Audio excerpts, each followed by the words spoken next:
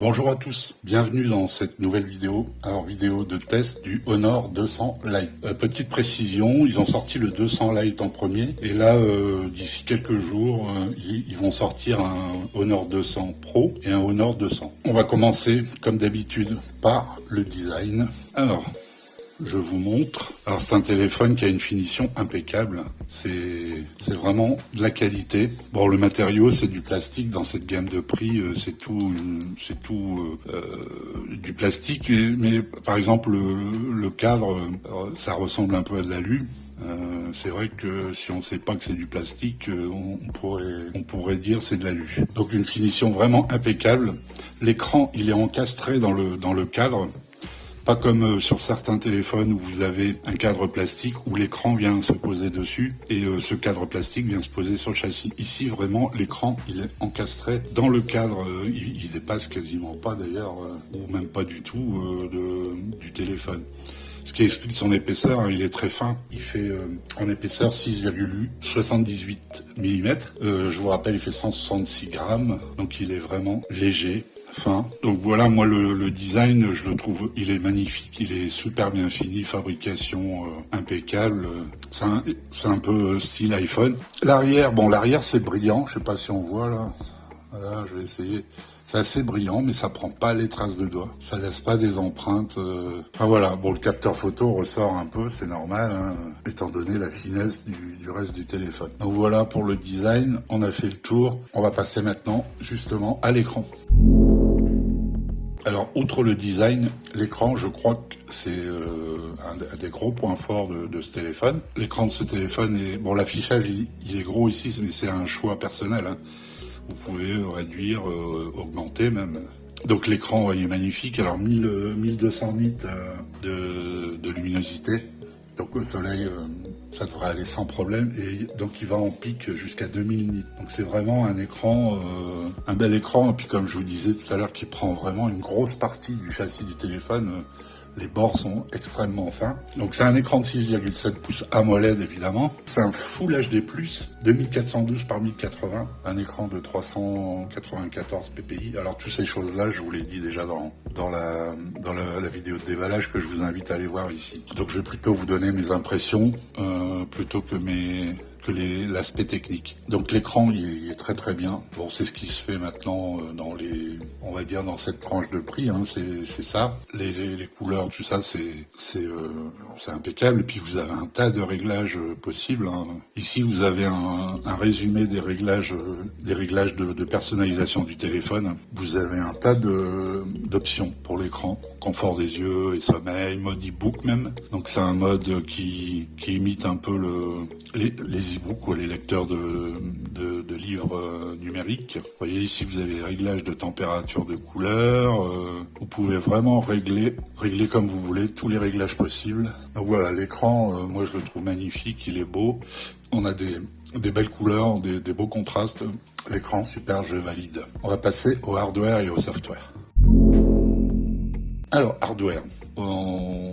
Je vais vous mettre des benchmarks que j'ai fait ici à l'écran. On est sur un SoC Mediatek, un Dimensity, puisque c'est un téléphone 5G. Donc on est sur le 6080. Il y a un autre téléphone, c'est un Xiaomi, c'est le Xiaomi, si je dis pas de bêtises, le Redmi Note 13 5G. Pas confondre avec le Redmi Note 13. Le 5G qui a le même processeur, le Dimensity 6080. Donc on est sur un score en tout, vous verrez, hein, je crois que c'est 420 000 sur la version V10. 420 000 points, bon, ce qui est très bien pour un téléphone dans cette gamme.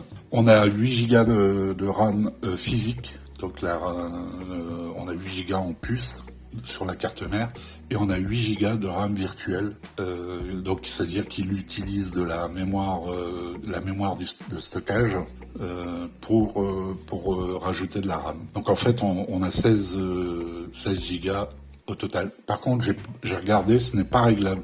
Certains téléphones, on peut régler, par exemple, rajouter 2, 3, 5. Là, c'est pas réglable. C'est 8 plus 8 et on ne peut pas faire autrement. Ce qui est pas gênant, le fonctionnement du téléphone est très bien, c'est fluide, ça marche très très bien. Donc pour le hardware, on a de la mémoire. Alors, je sais pas vous dire si c'est de la mémoire UFS 2.2 ou si c'est de la 3. Je voulais vous mettre ici une capture d'écran du score lecture-écriture de la mémoire. Mais vu le score, moi je sais pas, je serais tenté de dire que c'est de la 3. Donc voilà, alors c'est un modèle, bon d'ailleurs c'est un modèle unique, hein, c'est un 8+8 comme je vous disais, et 256 Go de stockage. Le hardware, j'ai à peu près tout dit, hein. Donc on va passer au software. Alors le software, on est sur Android 14 et sur macOS 8. Donc c'est le dernier macOS. Je vous ai montré tout à l'heure tout ce qu'on peut faire comme réglage, etc. Ici on le panneau de configuration, deux panneaux de configuration, un peu comme Xiaomi le fait, hein. Pareil, on peut régler toutes ces choses-là. Vous voyez qu'on peut régler aussi les icônes, le style des icônes. Si je fais ça, je peux réduire, je peux le mettre en dossier normal. Quand je dis les icônes, je parle surtout des dossiers. Alors, vous pouvez constater qu'on peut cloner les applications, hein. J'ai cloné Instagram pour vous montrer. Dans le software, alors vous avez quelques applications installées, je les ai pas enlevées exprès. Bon, il y a Netflix, Facebook, Booking, TikTok, AliExpress, tout ça. Ici, vous avez même encore d'autres applications. Après, ici, c'est les outils qui sont intégrés enfin, les outils Honor, quoi, hein. Bon, les outils classiques, calculatrices, etc., etc. Plus des applications Honor, hein. Vous avez un market Honor, et puis vous avez un logiciel Honor, service et assistance. Bon, tous les marques fait ça à peu près, hein. Donc, vous voyez, vous avez la navigation par geste ou une barre en bas, comme vous voulez. Je vous montre un peu, hein. On peut faire comme les iPhones, passer d'une application à l'autre. On peut mettre l'application en vignette, on peut faire du partage d'écran, etc., etc. Donc voilà, je vous montre un peu le menu. Donc en software, on est vraiment...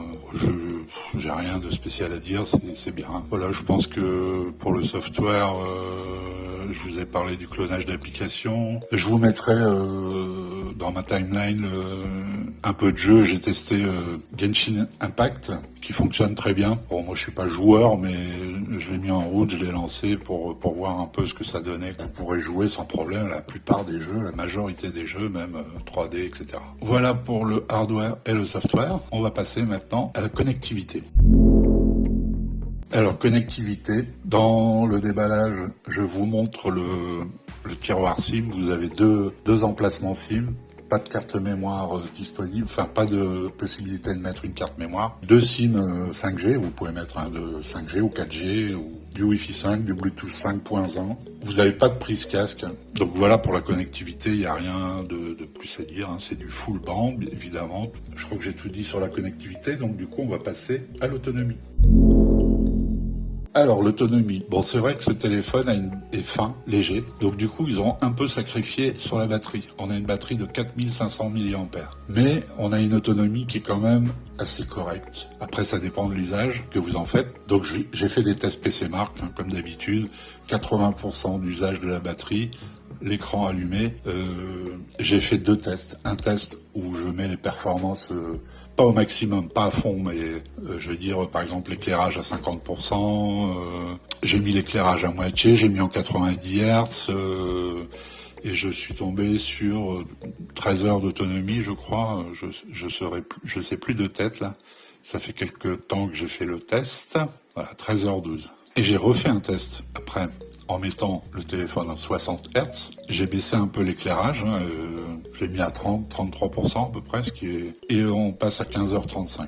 Donc pour l'autonomie, alors ce que je dois préciser, donc c'est une batterie de 4005, il n'y a pas de chargeur fourni, je le précise assez, ce qui explique la finesse de la boîte. Donc l'autonomie, il y a mieux, donc pas de chargeur, mais compatible charge rapide 35 watts, mais à condition que vous ayez un chargeur Honor. Mais si vous avez un chargeur quelconque USB de type A, vous pouvez charger le téléphone avec, ça vous oblige pas à acheter un chargeur de chez Honor, hein, mais c'est simplement si vous voulez bénéficier de la charge rapide.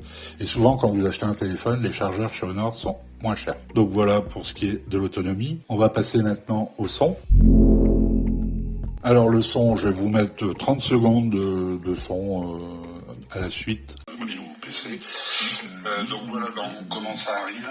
J'ai commandé samedi, je l'ai eu le mardi. Donc en samedi, bon, on va dire le téléphone, qu'il se positionne.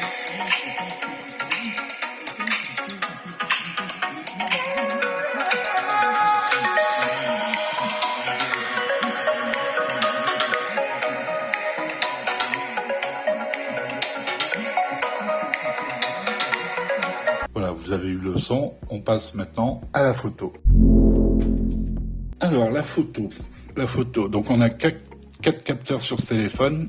On a le capteur principal, donc sur l'arrière, qui est de 108 mégapixels. On a un capteur ultra grand angle de 5 mégapixels et on a un capteur de 2 mégapixels pour la macro. Le 5 mégapixels fait aussi ce qu'on appelle le depth, c'est-à-dire la profondeur de champ, donc le flou d'arrière-plan, etc. Et devant, vous avez un capteur de 50 mégapixels, donc vous avez un grand angle et vous pouvez aussi le passer en ultra grand angle. Je m'explique, il fait les deux. Si vous faites un selfie de groupe, par exemple, vous pouvez vous mettre en plus grand angle. Et vous avez un flash. Dans le module qui est un peu plus large, vous avez un flash. Vous avez un flash écran plus un flash à côté du capteur. Donc voilà, ça c'est pour le devant. On va dire que c'est un téléphone qui est quand même, si vous aimez bien les selfies, tout ça, c'est un téléphone qui a été configuré, qui est un peu spécialisé entre guillemets pour le selfie, puisque le capteur avant 50 mégapixels, c'est quand même assez rare. On retrouve souvent ce genre de capteur plutôt à l'arrière. Bon, à l'arrière, on a un capteur de 108, mais c'est pas gage de super photos. Je dis pas que les photos sont pas belles. Hein. Ça, je vous laisserai constater par vous-même. Je vous mets les photos. Je mettrai les photos à la suite, des vidéos aussi que j'ai fait. Pour la vidéo, justement, on va à 1080 maximum. Vous n'avez pas de 4K. Pour le logiciel, bon, voilà, c'est classique. Je veux dire, ça change pas beaucoup le mode nuit, portrait, photo, vidéo, multi-vidéo, parce qu'on peut faire, utiliser le capteur arrière, le capteur avant. Et dans le plus, vous avez pro, ralenti, panorama, photo, timelapse, filigrane, super macro. Alors, haute résolution, c'est-à-dire vous faites une photo en 108 mégapixels, parce que si vous faites une photo normale, c'est-à-dire ici, la photo fait, je crois, 12 mégapixels. C'est ce qu'ils appellent le pixel binding. Je vous montre un peu le logiciel quand même, vite fait. Voilà, vous voyez, vidéo. Voilà, toutes les options que vous avez au niveau de la photo. Ici, vous avez après l'intelligence artificielle. Ça, c'est Google Lens. Pour les QR codes, pardon. Donc voilà pour ce qui est de la photo. Le 108, il ouvre à 1,75. Le 5 mégapixels ultra grand angle ouvre à 2.2. Le 2 MP pour la macro à 2.4. Et devant, il ouvre à 2.1.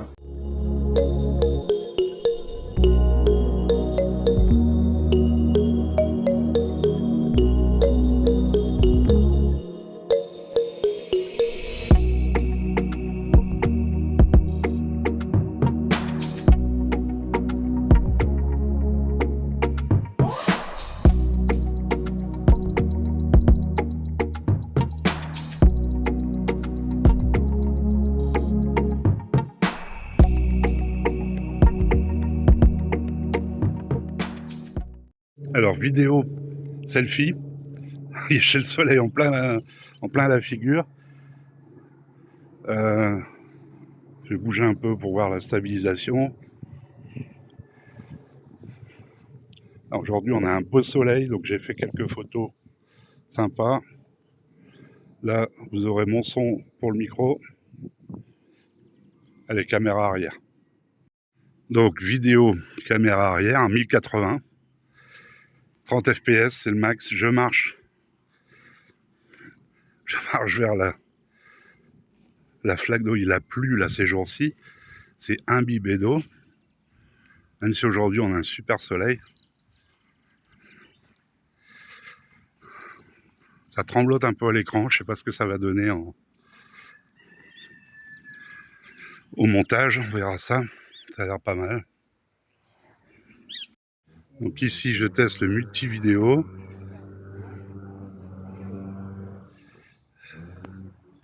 Donc voilà, on va passer maintenant à la conclusion. Alors mes conclusions, je vous fais un petit récap concernant l'achat de ce téléphone. Je l'ai acheté évidemment, j'achète tous mes téléphones, j'ai pas de partenariat. Donc je l'ai acheté sur le site Honor, j'ai été livré rapidement par Chronopost, 2-3 jours. Vous avez une offre en ce moment, donc je l'ai acheté 299 € puisqu'il y a un bon de 30 € de réduction. Et vous avez en cadeau la Honor Band 9 et les Honor Choice Earbuds X5 dont j'ai fait une vidéo de présentation que vous retrouverez ici. Si on calcule les cadeaux que l'on a, c'est un téléphone 299 moins je sais plus petite centaine d'euros de cadeaux. Bon, c'est un téléphone qui reviendra à 200 €. Évidemment, beaucoup de gens, moi le premier, j'aurais préféré avoir le téléphone tout seul à 200 €. C'est une pratique commerciale de chez Honor. Ils font beaucoup ça. Ils font même des prix sur d'autres produits quand vous achetez un téléphone. Ils ont un système de points aussi, de fidélité, etc. Par exemple, moi je l'ai vu tout seul, nu comme ça, chez Cdiscount à 275 €, donc moins cher, mais vous avez rien de tout ça. Donc si vous n'avez pas besoin de ça, c'est sûr que après ça peut faire des petits cadeaux sympas, ou ça vous pouvez l'utiliser. Enfin voilà. Ça c'est selon chacun. Sinon, j'ai apprécié ce téléphone, il est agréable à utiliser. Je l'ai utilisé pendant, je sais pas, 3 semaines, je crois. C'est fluide, ça marche très très bien. L'OS c'est bien, c'est complet. Vous avez tous les réglages possibles. Ici, vous avez un système de recherche. Vous avez le clavier SwiftKey de chez Microsoft par défaut. Alors, vous pouvez mettre le clavier, le Gboard de Google si vous préférez. Donc voilà, moi j'ai trouvé ce téléphone assez agréable. Il est très joli, finition impeccable. Je vous mettrai, comme d'habitude, des liens dans la description. Bon, voilà, j'espère que j'ai été complet, que j'ai rien oublié. Si j'ai oublié quelque chose, n'hésitez pas à écrire dans la description. Généralement, je réponds. Je vous remercie de m'avoir suivi. Je vous dis à la prochaine fois pour une nouvelle vidéo. Ciao!